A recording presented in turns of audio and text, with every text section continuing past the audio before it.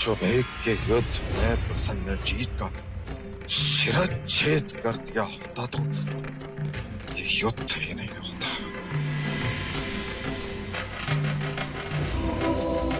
राजनीति में एक गलत निर्णय।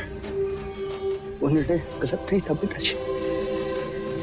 उस युद्ध में हमारी विजय उस निर्णय पे आधारित ही थी। नहीं युवराज,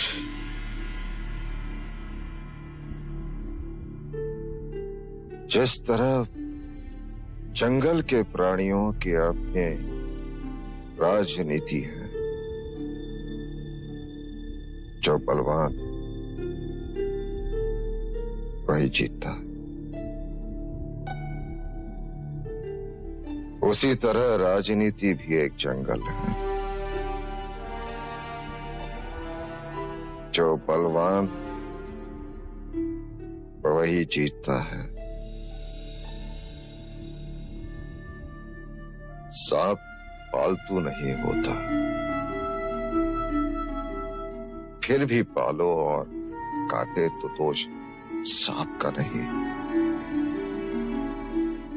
पालने वाले का होता है पुत्र, पालने वाले का होता है।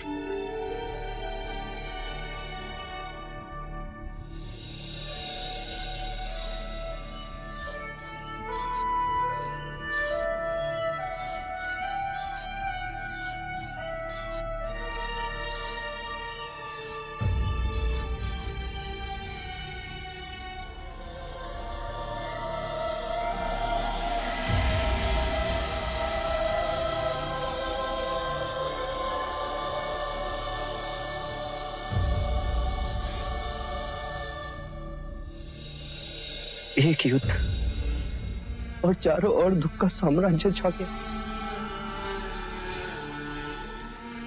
मनुष्य सोचता कुछ है और होता कुछ और।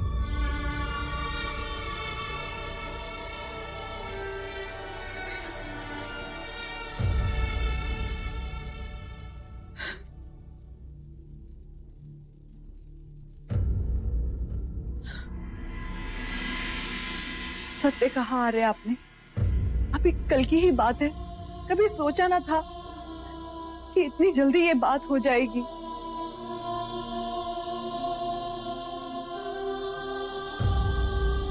आपने पूछा नहीं आ रहे कि क्या हुआ?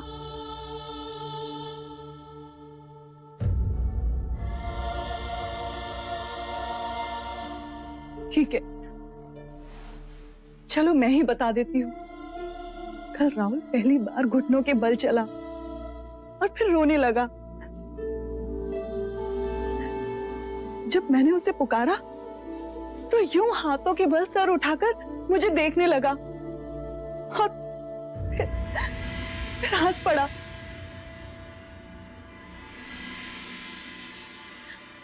आपके पुत्र के हाथों में बड़ी ताकत है, बिल्कुल आप ही की तरह। हाँ, बड़ी ताकत है और आयु के साथ वो और बढ़ेगी। हाथ और शक्तिवान होंगे, तलवार थामेंगे और फिर मनुष्य होकर भी वो मनुष्य का सर काटेंगे या कटवाएंगे। ये क्या कह रहे हैं यार? अपने राज्य की रक्षा करना धर्म नहीं? मैं इस धर्म में नहीं मानता। सच कहूं तो मैं ईश्वर को भी नहीं मानता। क्या अनर्थ बोल रहे हैं यार? हाँ तो होता ईश्वर तो ये भयानक विनाश नहीं होने देता। क्यों मनुष्य को जन्म देकर दुख के मार्ग दौड़ाता?